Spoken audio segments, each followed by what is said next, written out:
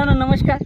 वृक्षवल्ली आम्हा सगळे सोयरे वनचरे अशा द्रष्टे संत तुकाराम महाराजांचा वारसा लाभलेला हा महाराष्ट्र आणि आपल्या पूर्वजांनी अत्यंत चांगल्या प्रकारे झाडाचं जतन करून एक निसर्ग सौंदर्य संपन्न असा निसर्ग, चांगली वावरं, चांगली शेतं आपण जर बघितलं तर आपल्या शेताच्या बांधाला पूर्वी आपण लहान होतो तेव्हा किती मोठ्या प्रमाणावर झाडं होती, परंतु विकास या गोंडस नावाखाली आपण या सगळ्या झाडांच्या कत्तली केल्या, अक्षरशः कत्तली केल्या आणि विकासाचं जे रोपटं लावलं ते रोपटं आपण या झाडांना मारून लावलं आणि हा जो निसर्ग संपन्न जो निसर्ग आहे त्याला झाडाझुडपांनी जे सगळं काही सौंदर्य लाभतं ते या विकासानं, या सिमेंट कॉन्क्रीटच्या जंगलानं निश्चितच लाभणार नाही। गेल्या आत्ताचा जो उन्हाळा आहे तो भारतातल्या जवळपास 40-50 वर्षातला सगळ्यात कडक उन्हाळा म्हणून गणला जातोय आणि भारतातल्या कितीतरी ठिकाणी आपण जर बघितलं तर टेम्परेचर हे 50 डिग्री सेल्सिअसच्या आसपास गेलंय।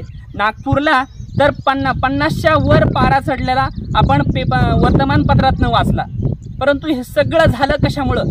आणि आज आपण बघतोय सध्या पावसाळा सुरू आहे, परंतु एखाद्या गावाला ढगफुटी झाली आहे आणि दुसऱ्या गावात कसलाच पाऊस नाहीये आणि म्हणजे ऐन पावसाळ्यात सुद्धा पाण्याचं दुर्भिक्ष बऱ्याच ठिकाणी आहे, पिण्याचं पाण्याचं दुर्भिक्ष बऱ्याच ठिकाणी आहे। हे सगळं ही निसर्गामध्ये पावसामध्ये आलेला जो अनियमितता आहे आणि निसर्गाचा हा जो लहरीपणा आहे तो जो वाढलाय, याला सगळ्यात मोठं कारण काय असेल तर ते आहे झाडाच्या झालेल्या बेसुमार कत्तली आणि याला सगळं पूर्वपदावर आणायचं असेल तर झाड लावल्याशिवाय आपल्याला निश्चितच पर्याय नाही।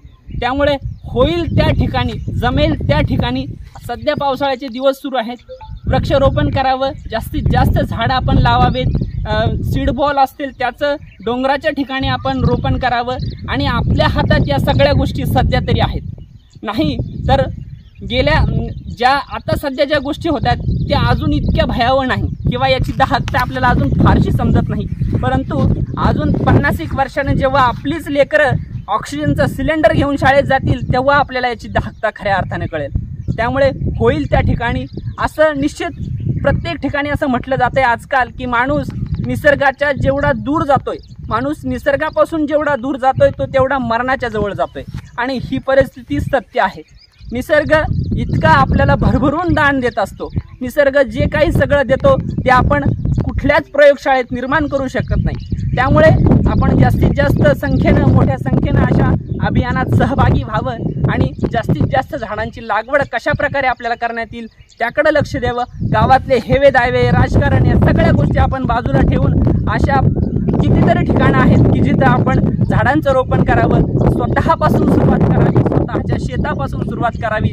आज आपण बघतोय की आपल्या पूर्वजांचे जे आपले शेतं होते त्यामध्ये बांधावर कितीतरी प्रकारची मोठमोठाली झाडं होती, परंतु आपण ती झाडं हळूहळू काटली, छाटली, बांधाच्या भाऊबंदिकीच्या नावाखाली या सगळ्या गोष्टी घडल्या गेल्या।